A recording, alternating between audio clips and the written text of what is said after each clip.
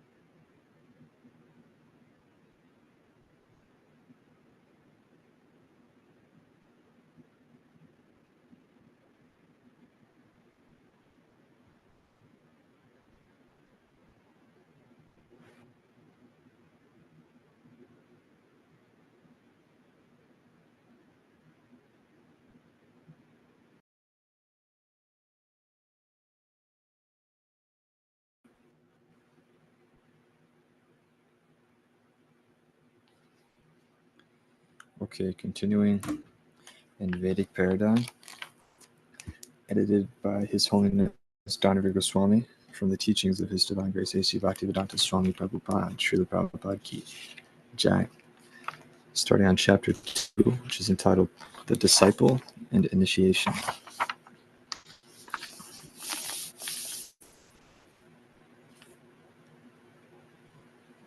In the holy place of Sri Rangakshetra, a Brahmana Vaishnav used to visit the temple daily and recite the entire text of the Bhagavad Gita. The Brahmana regularly read the 18 chapters of the Bhagavad Gita in great transcendental ecstasy, but because he could not pronounce the words correctly, people used to joke about him. Due to his incorrect pronunciation, people sometimes criticized him and laughed at him. But he did not care. He was full of ecstasy due to reading the Bhagavad Gita and was personally very happy. Sri Chaitanya Mahaprabhu asked the Brahmana, quote, "My dear sir, why are you in such ecstatic love? Which portion of the Bhagavad Gita gives you such transcendental pleasure?" End quote. The Brahmana replied, "I am illiterate and therefore do not know the meaning of the words. Sometimes I read the Bhagavad Gita correctly and sometimes incorrectly. But in any case, I am doing this in compliance with the orders of my spiritual master. Actually, I only see Lord Krishna sitting on the chariot as Arjuna's charioteer, taking the reins in his hands. He appears very beautiful and blackish. While seeing Lord Krishna sitting in a chariot and instructing Arjuna, I am filled with ecstatic happiness. As long as I read the Bhagavad Gita, I simply see the Lord's beautiful features. It is for this reason that I am reading the Bhagavad Gita, and my mind cannot be distracted from this." End quote. Sri Chaitanya Mahaprabhu told the Brahmana, "Indeed, you are an authority in the reading of the Bhagavad Gita. Whatever you know constitutes the real purport of the Bhagavad Gita." End quote. After saying this, Lord Chaitanya Mahaprabhu embraced the Brahmana, and the Brahmana, touching the lotus feet of the Lord, began to cry. Commentary. This is a good example of a person who had become so successful that he was able to capture the attention of Sri Chaitanya Mahaprabhu, even while reading the Bhagavad Gita incorrectly. His spiritual activities did not depend on material things, such as correct pronunciation. Rather, his success depended on strictly following the instructions of his spiritual master. Yasyad heve parabhaktir yatad heve tatagaro tasyate katita yarta pakashante mahatmanaha. Only unto those great souls who have implicit faith in both the Lord and the spiritual master are all the imports of Vedic knowledge automatically revealed. Shweta Upanishad 6:23. Actually, the meaning of the words of the Bhagavad Gita are revealed to one following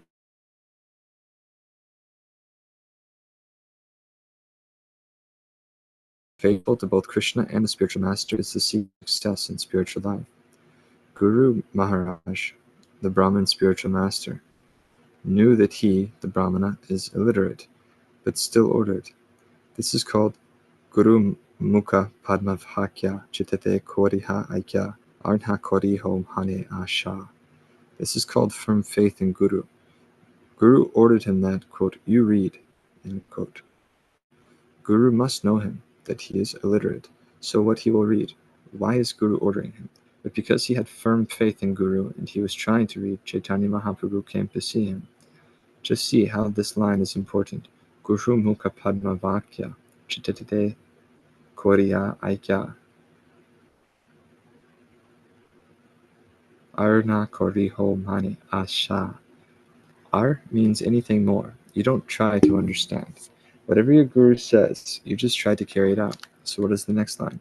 Guru mukha padma vakya chittite. Shri Guru charane rati ese tamha gati. Don't try to make very good advance by manufacturing your own way. Simply Shri Guru charane rati ese utamha gati. That is first class. That is Vedic instruction. Vedikai jahara charito. The Vedas say, Yasya teve parabhaktir yata deve tatagaro tasyate katita kyarta prakashante mahatmanaha. To understand Vedic literature means one must have firm faith in Krishna and firm faith in Guru. Not that, quote, my Guru is not so learned, so let me capture Krishna directly, end quote. That is useless. That is useless. Chaitanya Mahaprabhu says, Guru Krishna kripaya pai bhakta bij. How can one get the seed of the plant or creeper of bhakti? How? Guru Krishna Kripa, by the mercy of Guru and by the mercy of Krishna. Not that Krishna Kripa, first Guru Kripa, then Krishna Kripa. So this Brahmana attracted the attention of Chaitanya Mahaprabhu. He was illiterate, and he could not even read one word. What is the truth in it? The same thing. Guru Mukha Padma Vakya Chittete Koriha Aikya. He took Guru's orders very seriously that, quote, my Guru Maharaj has ordered me, and I must carry out. Never mind, I cannot read. Let me open the pages and see. That's all. Even Lord Krishna took initiation.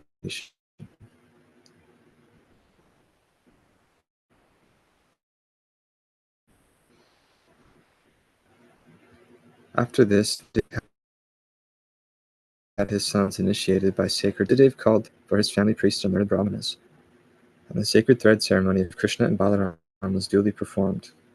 During this ceremony, Vasudeva gave various ornaments and charity to the brahmanas and endowed them with cows decorated with silken cloths and golden ornaments.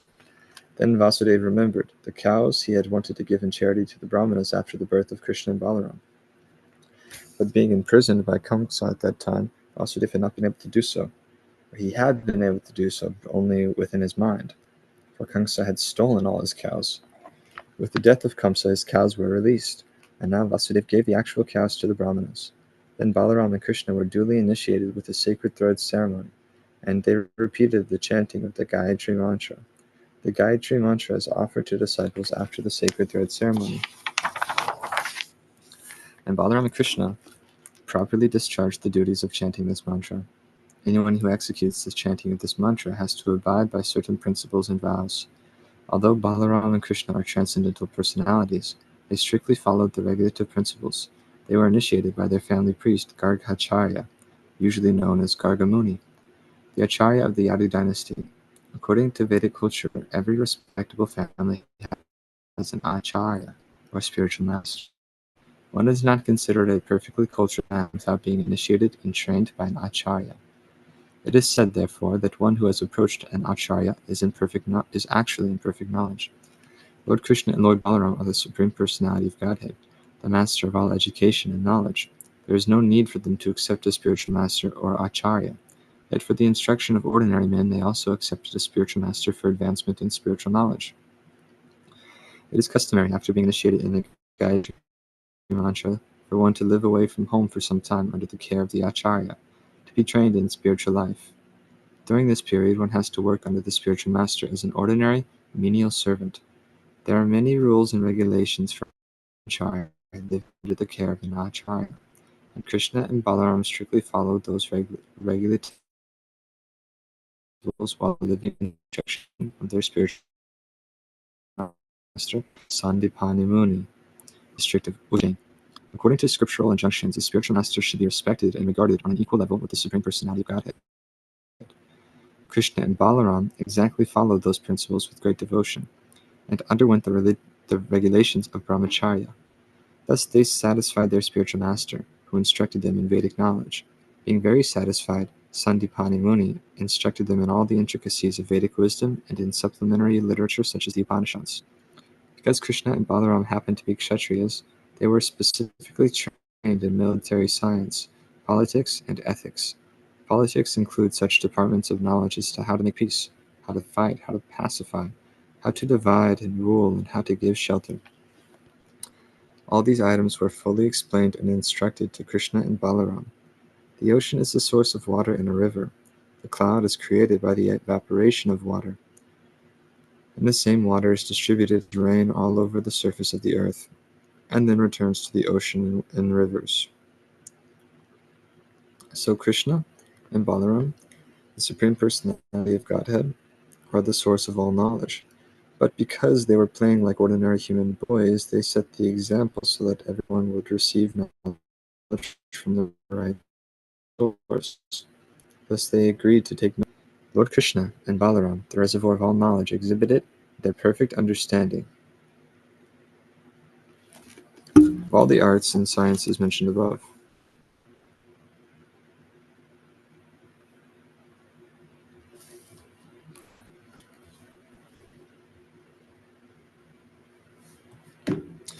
Then they offered to serve their teacher by awarding him anything he desired.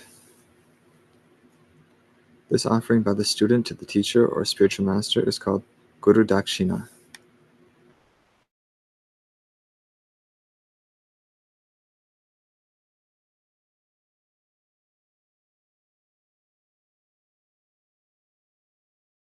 Offered their service in this way, the teacher, Sandipani Muni, thought it wise to ask them for something extraordinary, something no common student could offer. He therefore consulted with his wife about what to ask from them. He and his wife had already seen the extraordinary potencies of Krishna and Balaram and could understand that the two boys were the Supreme Personality of Godhead. They decided to ask for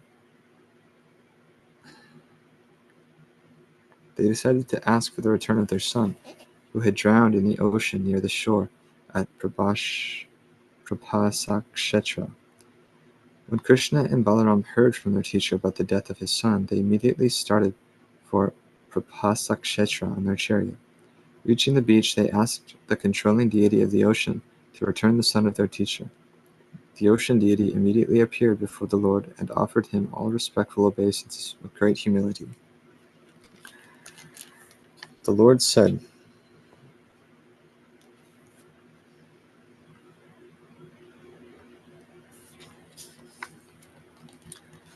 quote, "Some time back you caused the drowning of the son of our teacher. I order you to return him." The ocean deity replied, quote, "The boy was not actually taken by me, but was captured by a demon named Panchajana. This great demon generally remains deep in the water in the shape of a conch shell. The son of your teacher might be within the belly of the demon, having been devoured by him." End quote. On hearing this, Krishna dove deep into the water and caught hold of the demon Panchajana.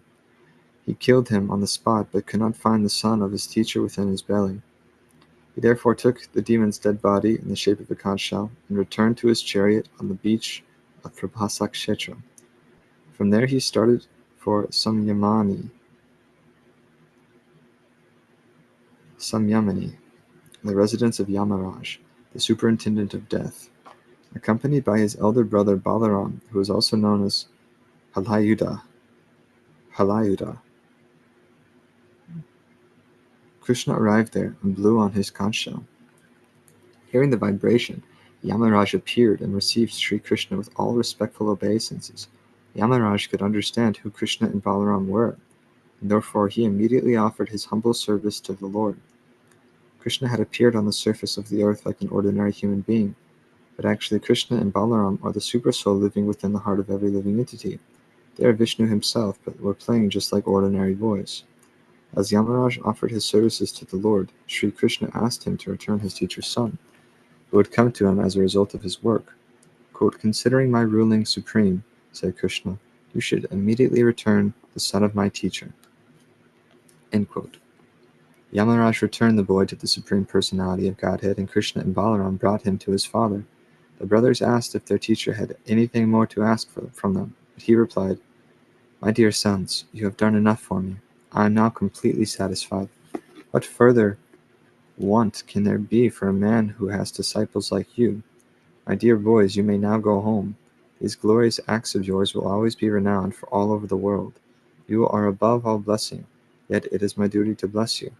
I therefore give you the benediction that whatever you speak will remain as eternally fresh as the instruction of the Vedas. Your teachings will be honored not only within this universe or in this millennium, but in all places and ages, and will remain increasingly new and important." Initiation vows.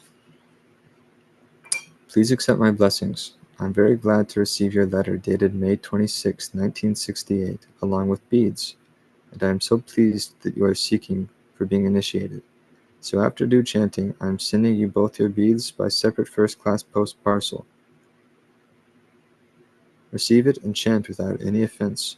The 10 kinds of offenses are like this: blaspheming the Lord's devotee, considering the Lord and the demigods on the same level, or assuming there are many gods, neglecting the orders of the spiritual master, minimizing the authority of the scriptures, interpreting the holy name of God, committing sin on the strength of chanting, instructing the glories of the Lord's name to the unfaithful, comparing the holy name with material piety, inattention while chanting the holy name, attachment to material things while engaged in the practice of chanting.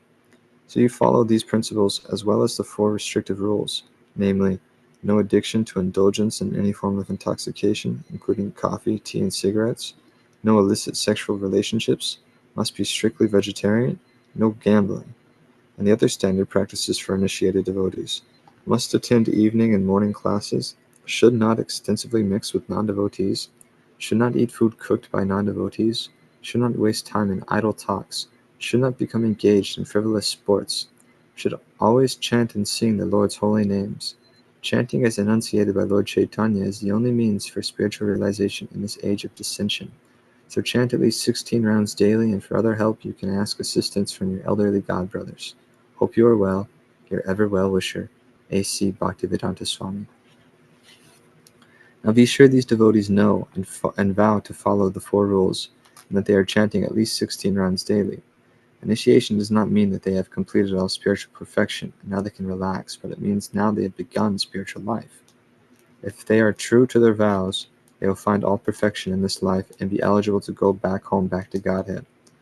In his commentary to Bhagavad Gita, verse 241, Srila Vishwanath Chakravarti Thakur says, "The best kind of intelligence I can have is intelligence used in the service of Krishna. That intelligence is defined as fixed when it's intent upon my spiritual master's instructions, such as chanting the names of Krishna, remember his activities, performing service to his lotus feet. His instructions are my sadhana and my life, both in the beginning stages of bhakti as well as in bhakti's perfectional stage. I desire only to follow his instructions. I accept nothing else as my life's work, even in dreams.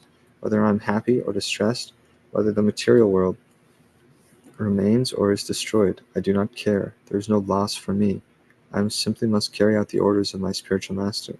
Fixedness upon his orders is determined intelligence and devotional service, and only being fixed in his orders is such determined intelligence possible."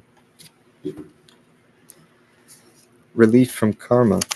As Krishna takes away all the sinful reactions of a person immediately upon his surrender unto him, similarly, the external manifestation of Krishna, the representative of Krishna, who acts as the mercy of the Supreme Personality of Godhead, takes all the resultant actions of the sinful life of the disciple immediately after the disciple's initiation.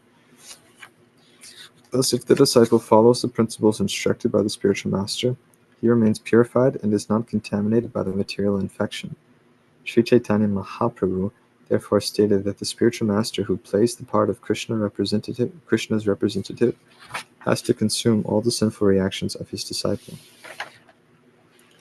So therefore Krishna says, quote, "In that condition, one who has decided to stop all bad or immoral habits, and just to make his progress in Krishna consciousness, even by chance if he does something which is immoral in the face of society, that should not be taken account of."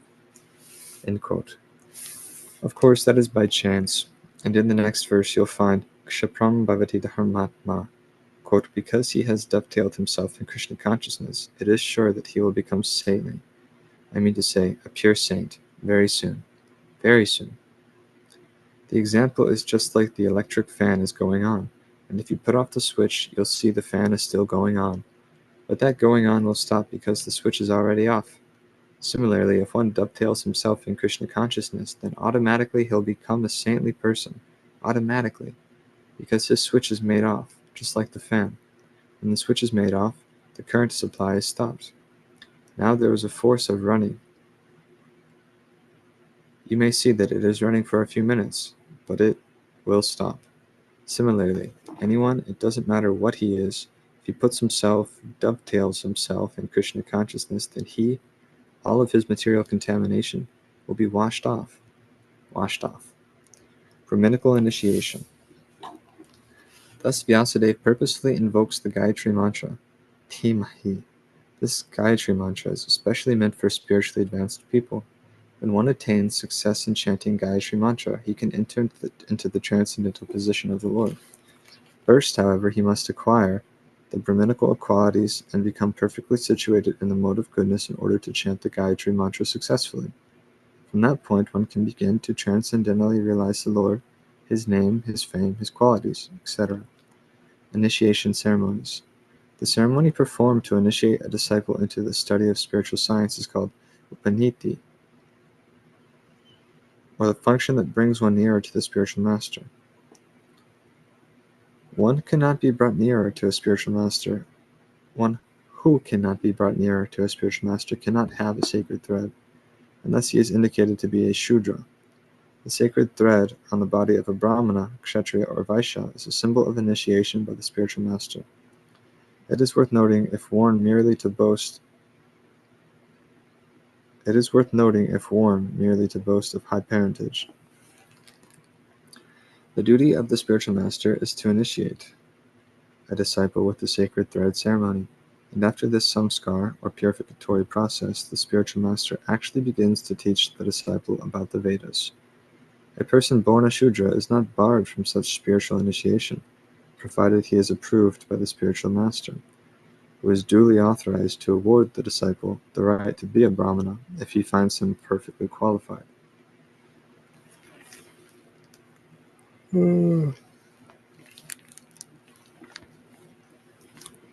Chapter 3.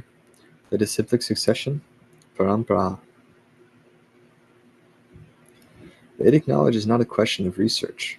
Our research work is imperfect because we are researching things with imperfect senses. We have to accept perfect knowledge which comes down, as is stated in Bhagavad Gita, by the Parampara, or disciplic succession.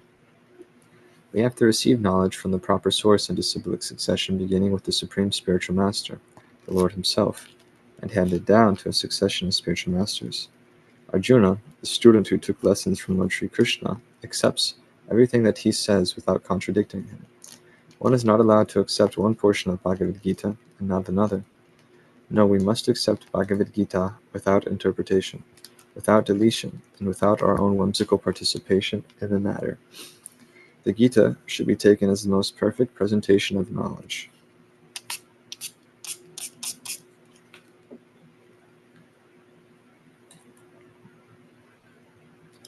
Vedic knowledge is received from transcendental sources, and the first words were spoken by the Lord Himself. Bhagavad Gita intro. In the Bhagavad Gita, 1866, Lord Krishna instructs his disciple Arjuna, "Just surrender unto me, and I shall protect you from all sinful reactions." And Arjuna accepts Krishna's instruction with the words, "Karishye vachanam tava," I will do as you say. Bhagavad Gita 1873. If we follow Arjuna's example, we will be in direct contact with Krishna, and we will be able to surmount all difficulties in both our spiritual and material life. We hear the instructions of Krishna via the unbroken chain of disciplic succession, Guru Parampara. Acceptance of these instructions is called shiksha, or voluntarily following the instructions of the spiritual master. The independent nature of the living entity is that he does not want to follow the instructions of another living being, however pure. But when one voluntarily agrees to obey the orders of the spiritual master, one is following the orders of Krishna, and thus one's life becomes perfect. Devarshi Narada was directly instructed by Brahmaji, who is also directly instructed by the Supreme Lord. Therefore, the instructions imparted by Narada to his various disciples are as good as those of the Supreme Lord. That is the way of understanding Vedic knowledge. It comes down from the Lord by disciplic succession, and this transcendental knowledge is distributed to the world by this descending process. There is no chance, however, to receive the Vedic knowledge from mental speculators.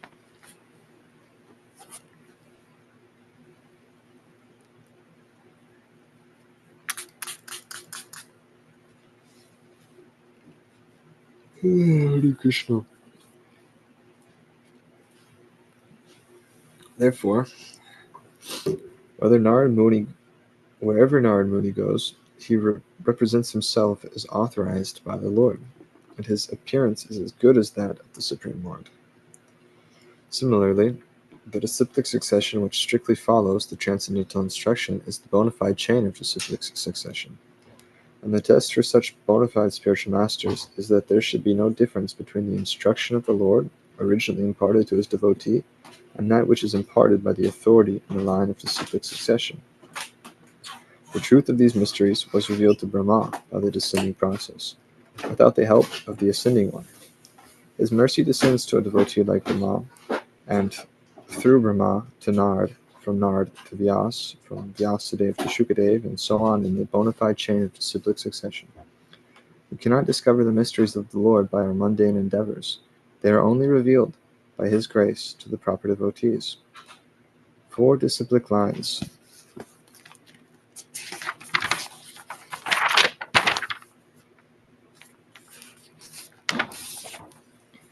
There are 4 lines of disciplic succession, one from Lord Brahma, one from Lord Shiva, one from Lakshmi, the goddess of fortune, and one from the Kumaras. The disciplic succession from Lord Brahma is called the Brahma Sampradaya. The succession from Lord Shiva, or Shambhu, is called the Rudra Sampradaya. The one from the goddess of fortune, Lakshmiji, is called the Shri Sampradaya, and the one from the Kumaras is called the Kumara Sampradaya. One must take shelter of one of these 4 sampradayas in order to understand the most confidential religious system. In the Padma Purana, it is said, Sampradaya Vininahe Mantraste Nishpalhamataha.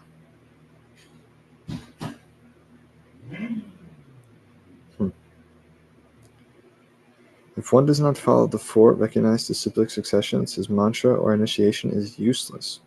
In the present day, there are many apasampradayas, or sampradayas which are not bona fide, which have no link to authorities like Lord Brahma, Lord Shiva, the Kumaras, or Lakshmi.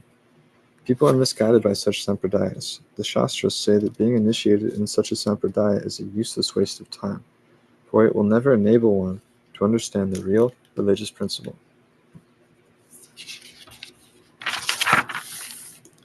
Editor's note.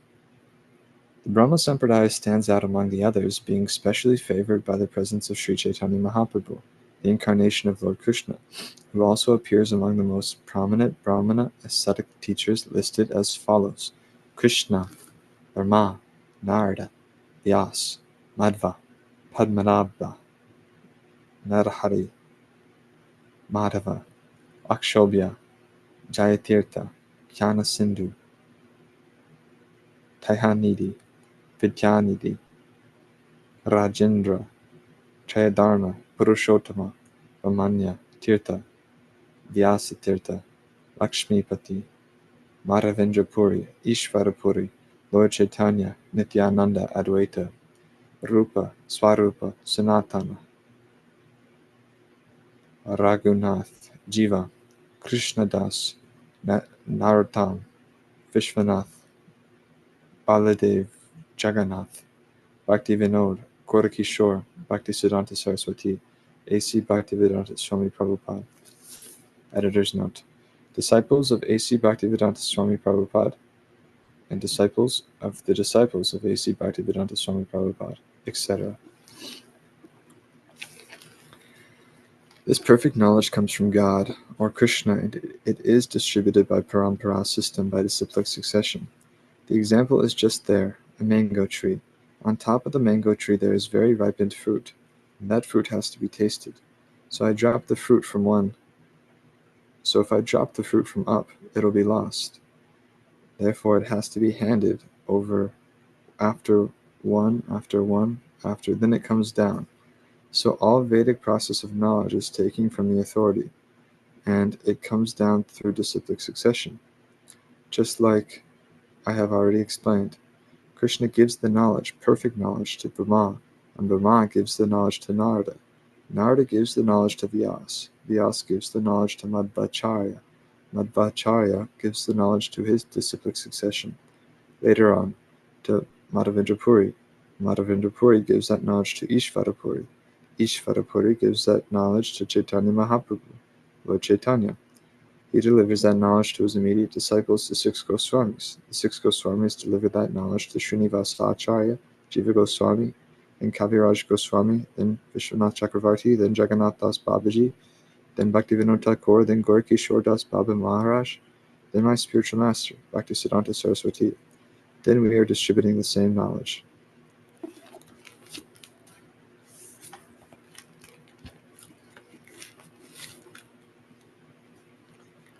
The line of kings. Shri Bhagavan Huvacha Imham Vivaswati Yogam Proktavan Aham Havyayam Vivaswan Hanave Praha Madhor Ikshwakave Bravit. The personality of Godhead said, I instructed this imperishable science of yoga to the sun god Vivaswan, and Vivaswan instructed it to Manu, the father of mankind, and Manu in turn instructed it to Ikshvaku. Evam parampara praptam imam rajashayo viduhu sakalena hamahata yogo nashta parantapa. This supreme science was thus received through the chain of disciplic succession, and the saintly kings understood it in that way. But in course of time the succession was broken, and therefore the science as it appears to be lost. The science as it is appears to be lost.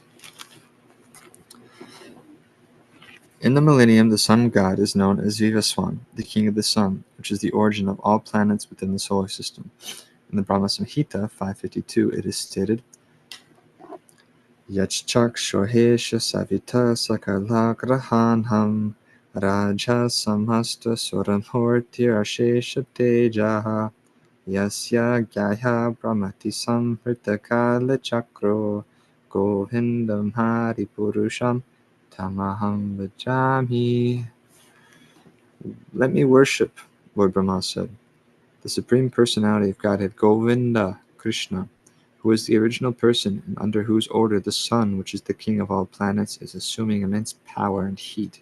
The sun represents the eye of the Lord, and therefore, the sun represents the eye of the Lord and traverses its orbit in obedience to his order. The sun is the king of the planets, and the sun god, the present name, Vivaswan, rules the sun planet, which is controlling all other planets by supplying heat and light. He is rotating under the order of Krishna, and Lord Krishna originally made Vivaswan his first disciple to understand the science of Bhagavad Gita. The Gita is not, therefore, a speculative treatise for the insignificant mundane scholar, but is a standard book of knowledge coming down from time immemorial. In the Mahabharat, Shanti Parva 348, verse 5.1 and 5.2, we can trace out the history of the Gita as follows. Treta Yugadachattato Vivaswan Manavedato Manhushcha Loka Pratyartam Sutta Ikshwakavedato Ikshwakunha Chakatito Vyapya Lokanavastita. In the beginning of the millennium known as Treta Yuga, the science of the relationship with the Supreme was delivered by Vivaswan to Manu. Manu, being the father of mankind, gave it to his son Maharaj Ikshvaku, the king of this earth planet and forefather of the Raghu dynasty, in which Lord Ramachandra appeared.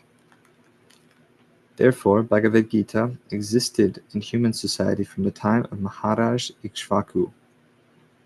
At the present moment, we have just passed through 5,000 years of Kali Yuga, which lasts 432 years, 432,000 years. Before this, there was Dwapara Yuga, 800,000 years, and before that there was Treta Yuga, 1,200,000 years. Thus, some 2,005,000 years ago, Manu spoke the Bhagavad Gita to his disciple and son Maharaj Ikshvaku, the king of this planet Earth. The age of the current Manu is calculated to last some 305,300,000 years, of which 120,400,000 years have passed. Accepting that before the birth of Manu, the Gita was spoken by the Lord to his disciple, the sun god Vivaswan, a rough estimate is that the Gita was spoken at least 120,400,000 years ago, and in human society it has been extant for 2 million years. It was respoken by the Lord again to Arjuna about 5,000 years ago. That is the rough estimate of the history of the Gita, according to the Gita itself and according to the version of the speaker, Lord Sri Krishna. It was spoken to the sun god Vivaswan because he is also Kshatriya and is the father of all Kshatriyas who are descendants of the sun god, or the Suryavamsha Kshatriyas. Because Bhagavad Gita is as good as the Vedas, being spoken by the Supreme Personality of Godhead, this knowledge is aparusheya, superhuman. Since the Vedic instructions are accepted as they are, without human interpretation, the Gita must therefore be accepted without mundane interpretation. The mundane wranglers may speculate on the Gita in their own ways, but that is not Bhagavad Gita as it is. Therefore,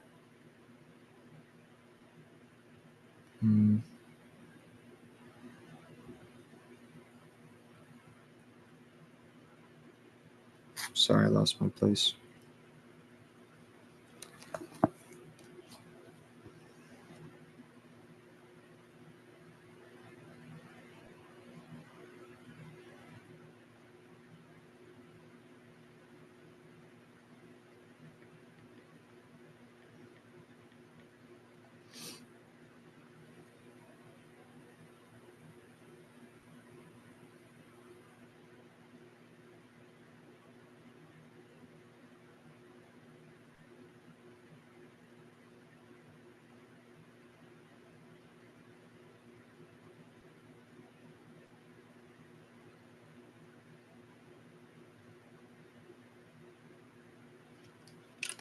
Okay. Since the Vedic instructions are accepted as they are without human interpretation, the Gita must therefore be accepted without mundane interpretation. The mundane wranglers may speculate on the Gita in their own ways, but that is not Bhagavad Gita as it is. Therefore, Bhagavad Gita has to be accepted as it is, from the disciplic succession. And it is described herein that the Lord spoke to the sun god spoke to his son Manu, and Manu spoke to his son Ikshvaku. Editor's note. By speaking the Bhagavad Gita, Lord Krishna repaired the broken succession of the Suryavamsha dynasty of the sun, and simultaneously confirmed the knowledge of Vyas previously recorded via his spiritual master, Nard. In effect, then, the Suryavamsha and the Brahma Sampradaya joined together as one from that time. Jai. As Krishna says, Evam parampara praptam imam raja shayo virehu. No change, therefore, we are presenting Bhagavad Gita as it is. We do not change. We have no power to change. Then where is the authority of Bhagavad Gita? I am a third-class man. If I change the statements in the Bhagavad Gita, then where is the authority of Bhagavad Gita? That is going on. Therefore, it is practically. You have got experience that there are hundreds of Bhagavad Gita editions in the Western countries. But because we are presenting Bhagavad Gita as it is, our sale is better than all others. He says, while other editions are dwindling, going down, this edition is coming up. They published this present enlarged edition of Bhagavad Gita, 50,000 in the month of August. They are going to print again, second edition August, September, October. So the reason is that if we present things as they are, it will be accepted without any adulteration. Sometimes, people say that I have done miracles. They say everywhere. But I do not know anything. Miracles are magic. If there is any miracle, the miracle is that we present things as they are. That's all, without any adulteration. So that should be the principle. Present as it is. It will be accepted. One should therefore follow the path of Arjuna.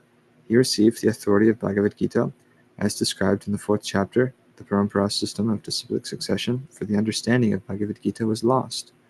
And therefore Krishna re-established that disciplic succession with Arjuna, because he considered Arjuna his intimate friend and a great devotee. Therefore, as stated in our introduction to Gita Upanishad, the Bhagavad Gita should be understood in the Parampara system. When the Parampara system was lost, Arjuna was selected to rejuvenate it. Hare Krishna.